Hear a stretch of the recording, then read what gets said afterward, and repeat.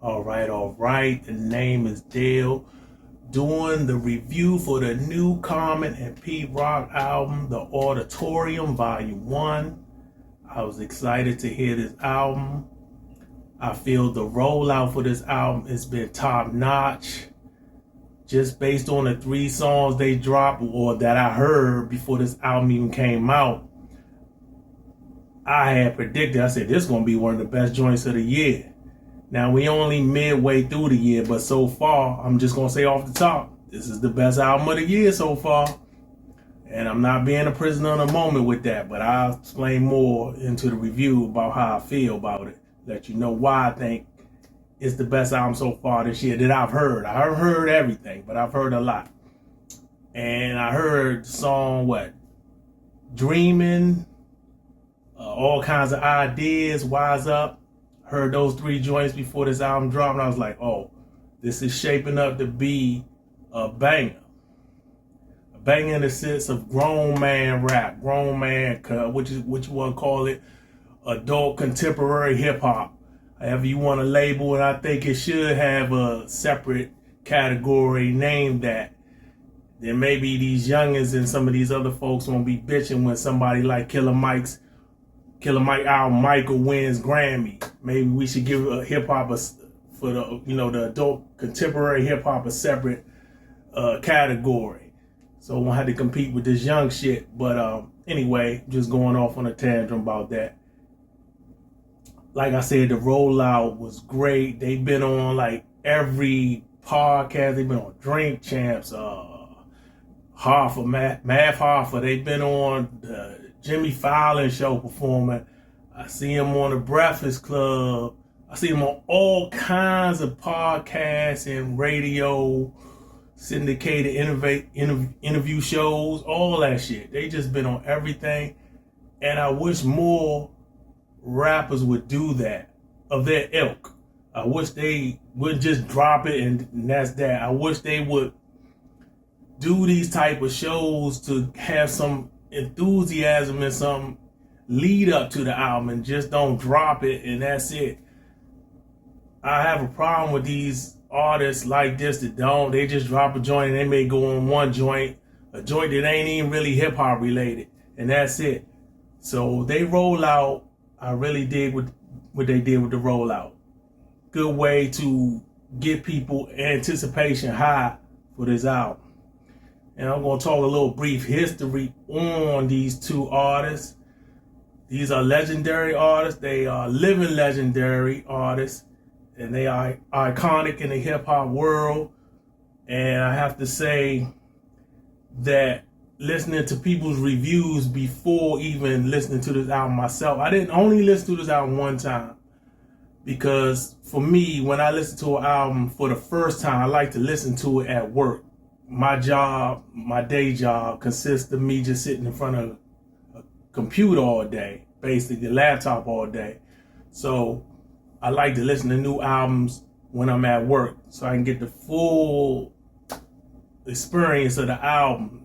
I don't really like to listen to stuff I never listened to in the car first, because unless you're going on a long road trip, there's a lot of stop and go. If I'm in the car with my wife, me and her talking, so I'm not getting the full experience of an album for the first time. So when I listen to something, I want to listen to it when I'm at work so I can really get immersed in what it's trying to convey. So that being said, I've only listened to the joint once, and based on what I heard prior to listening to the joint, everyone's saying it's good. You got people even saying it's the best album of the year so far, but a few of the critiques I heard before actually listening to it was, yeah, it's good. What was on a rap roundtable? They said it's good, but it don't have no edge. Like Common's lost that edge. He's not really doing one of those songs where he, getting into niggas like, yeah, I'm still one of the best. I'm still, great at rapping. They say he lost his edge. And another one I heard on Hip Hop Talks where they were saying the sequence of the album should have been better. I gotta say, I don't have a problem with the sequence of the album at all. I think it was done damn near perfectly, in my opinion. So I totally disagree with him on that. And when they talk about him needing the edge, I don't necessarily think he needed to be rapping with an edge on his joint. This is not one of them joints. Maybe you'll get that on volume 2. I just don't think it was necessary. I don't think it kind of fit the feel of the album to me. I didn't need that. I didn't need no go hard comment on this joint. I just didn't need that. I know he's capable of that and he's done that in the past, but I just didn't need it for this album. And as far as rankings and all that, I'll get into that later. But, you know, Common's been out since 1991, 92, I guess, when he dropped Can I Borrow a Dollar, his first album. So he has a long discography. Been in the rap game for like 30 years. So as Pete Rock, you know, Pete Rock started off with C.O. Smooth. They was a tandem.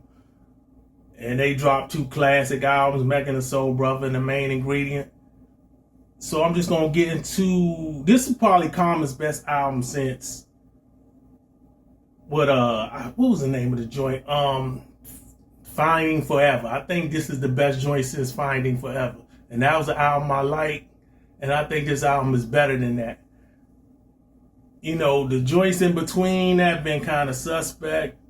Universal Mind Control, which dropped in 2008. That wasn't good. Had like a few songs I like, maybe 2. The Dreamer/Believer, that was better, but it was just okay. It had bangers like the joint he did with Nas, Ghetto Dreams. He had the joint where he was dissing Drake, Sweet. That was cranking, but overall I thought it was just okay. Nobody Smiling. 2014 he dropped that. I think No ID did most of the production, if not all the production. That was just it was just mid. It was okay. You know, had a few joints like Kingdom, and then the 7 Sins, and then the joint he made a song, dedicated a song to Jay Dilla. Then you had Black America again. It dropped in like 2016. That joint had a few joints, but overall it was just okay. He had another joint called Let Love. I don't even think I heard that joint. That dropped like in 2019. Then he had A Beautiful Revolution, Part 1 and 2, which dropped. Part 1 dropped in 2020. Part 2 dropped in 2021. They were just okay. So this has been his best album since Finding Forever. And I'm going to go into the songs I like. I'm not going to go on a deep dive into every detail about each song. I pretty much like every song on here except the joint with Jennifer Hudson is singing. And it's not a bad song. I forgot the name of the joint. I think it's called God. The God. And I really didn't care for it.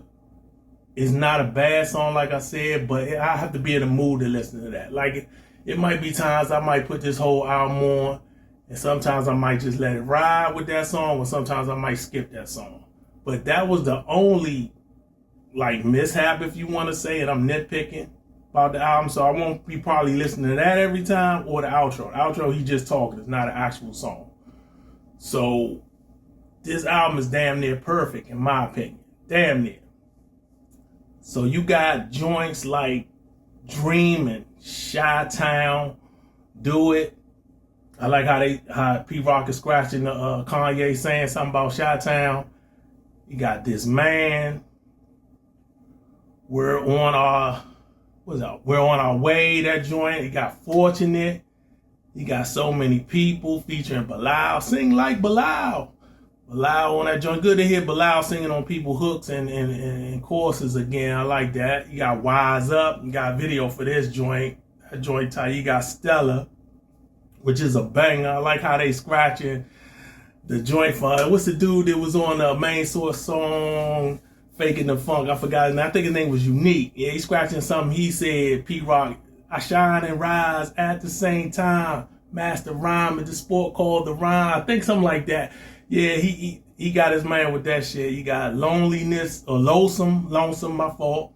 You got All Kind of Ideas, which they got a video for. Pete Rock is actually rapping on this joint. I like how Pete Rock put that Last Night in there. And then he's scratching the joint that Rakim said, All Kinds of Ideas. I like that shit. Then you got When the Sun Shines, again featuring Pastor Newsom, De La Soul. And I think Bilal sings on this, or at least he was singing on this joint on the Jimmy Fallon show. So, and then you got Everything So Grand featuring PJ. I really love that song. That's one of my favorite joints on here too. Then it ends off, before the outro, Now and Then, which is a great song. So this Pete Rock collaboration is his best to me, because he's done albums with Ed O.G. He did a joint with Ed O.G. called My Own Worst Enemy, which I never heard. I didn't even know he had a joint with Ed O.G. So shame on me. I got to go back and listen to that shit. Then he had a joint with Smith and Wesson that dropped in 2011. I got that joint. I think it's Momentum or something like that. I forgot the title of the joint, but the joint was all right. It was cool. I liked the joint. It ain't as good as this joint. Then he had the 80 Blocks from Tiffany with Camp Low, 2013. Not as good as this joint. He had a joint with Smoke DZA, Don't Smoke Rock. Not as good as this joint. And he had a joint with Sky Zoo called Retropolitan. Not as good as this joint. This is definitely Pete Rock's best collaboration album since the CL Smooth days. So, big up for them for putting this together. As far as how this ranks in Common's catalog, I don't know. I hear people saying it's better than B. At first, when I heard that, before I actually listened to the album, I said, these niggas tripping. They being a prisoner of the moment. When I started hearing Classic, before I even listened to the album, I said, oh, there they go again with this shit.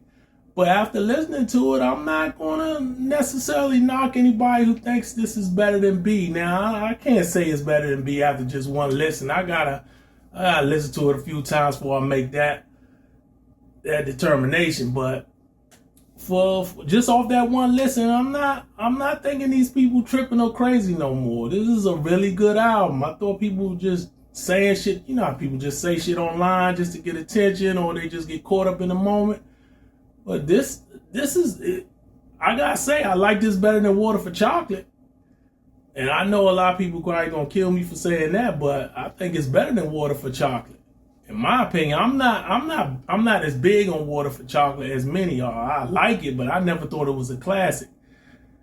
But Common got a discography, man. Common's in my top 10. And I'm not just saying that based off this album. I always said he was in my top 10 for a long time. People thought I was lunching.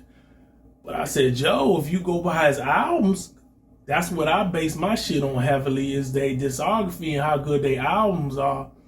He got Resurrection, which is a classic. One Day It All Makes Sense, which is a classic. And I didn't even think that was a classic at first back in the day when it came out. I thought it was real good, but I said, nah, it ain't quite a classic. But as the years went on, I was like, oh, that shit is a classic. So it built up to that to me, even though it was close from the jump.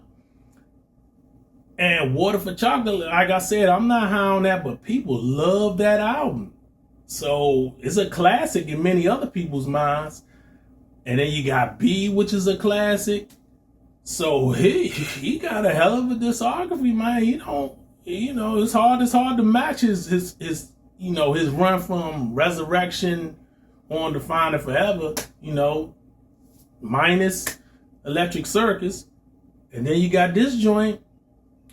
That's a hell of a 5-album run? 5 album in your discography? That's hard to match that 5 right there. So, or 6. However, 6 if you want to put Water for Chocolate in there. So basically, I think this is the album of the year so far. But we'll see how things shape up. Looking forward to that. Nas and DJ Premier now, they done kind of put the pressure on Premier. A lot of folks been saying Premier been slipping lately. Not me. I'm still a big Premier fan. I still think he's on my Mount Rushmore, but there's a lot of people saying that Pete Rock has been making better beats than DJ Premier as of recent. And so this is going to put the pressure even more for him to come through for Nas on that joint. But that's another story for another time whenever that album drop. So I'm done. I'm finished. Listen and get that joint if you haven't already. Peace. Look, mission impossible to drop a few lines without dropping old times when Southern Hill was still a gold mine. When pistol grips was my shit and I sold mine. When Alias was not a show and they told mine.